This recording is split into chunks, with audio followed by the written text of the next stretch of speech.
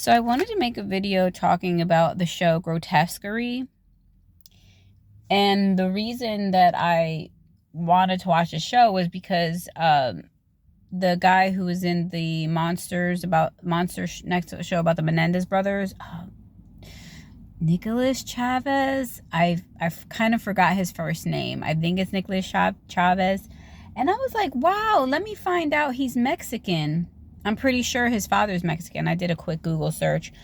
I love how I love when Hispanic people like look kind of Caucasian. You know what I mean? That what gave them away is the last name. Like for me, everybody always thought I was Italian or just straight up a white girl. But both sides of my family are from Puerto Rico, and my last name is Spanish last name. So anyways, yeah, Chavez. I was like, let me find out my boy is Mexican. So anyways, that's cool. He's the only reason that I started watching this show, Grotesquerie, because he's in it and he's freaking hot as F. I love him. Anyways, so yeah, I'm disappointed though. So when I started watching it, I said, wait a minute, this is feeling like American Horror Story style producing. And sure enough, it's one of the same producers, Ryan Murphy, that produces Grotesquerie.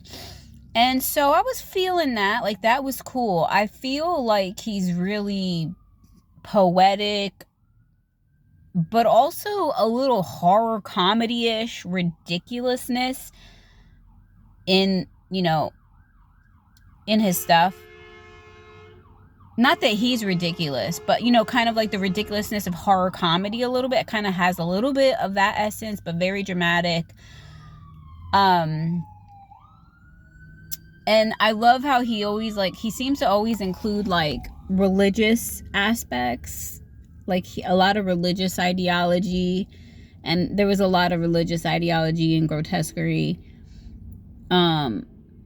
Religious, philosophical, it's pretty deep, but I was very disappointed at the last few episodes. It was all going well until like episode 7, and I was like, what the hell?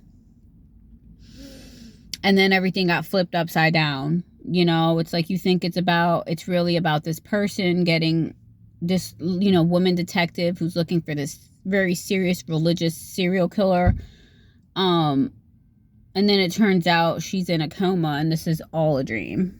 And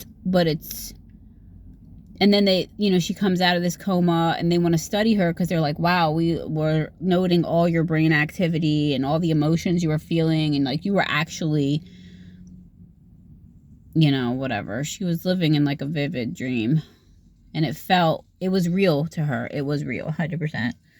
So, but this idea, like she came out the coma, but it was hard to believe at one point that she actually was out of the coma. It almost started to feel like she was in a coma within a coma within a coma. Kind of like how you're in a dream within a dream within a dream. Like in your dream, you wake up for your dream, but damn, you find out, oh shit, I am still dreaming. And then it was kind of like that mirror, go on and on and on type of idea, which I found interesting. It was interesting, but the way that it ended was so shitty. Because what happened was, you're unsure. See, that's the thing about me. I hate when shows and movies end on a cliffhanger. That's one thing about me, and this ended on a total cliffhanger.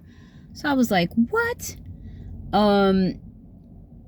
So the murders that she's witnessing in her coma, and that she's being a detective in her coma, when she comes out of her coma, supposedly, because God, the way it ends, we're like, who knows? Maybe she is still in the coma, and maybe, but then she starts seeing those murders happen in real life, supposedly.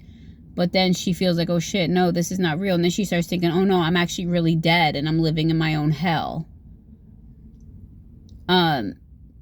Yeah, so the show ends seeing the second murder in quote unquote real life that she witnessed in her coma. So it was kind of like, okay, I'm like, I want to know that there was killings going on and they found who was the killer. And this just ended like that. It ended up with her saying like, all right, everybody, I want to see you in my old office in an hour. I want, you know, yada yada. And then that was it. It was just like, oh man, that was useless. But I mean, I could admire the show for the artistry of it. You know, it is his work and whoever else helped write and produce it. But yeah, it didn't end the way that I would have liked it to end. It ended on a cliffhanger. And that's all I want to say about Grotesquerie.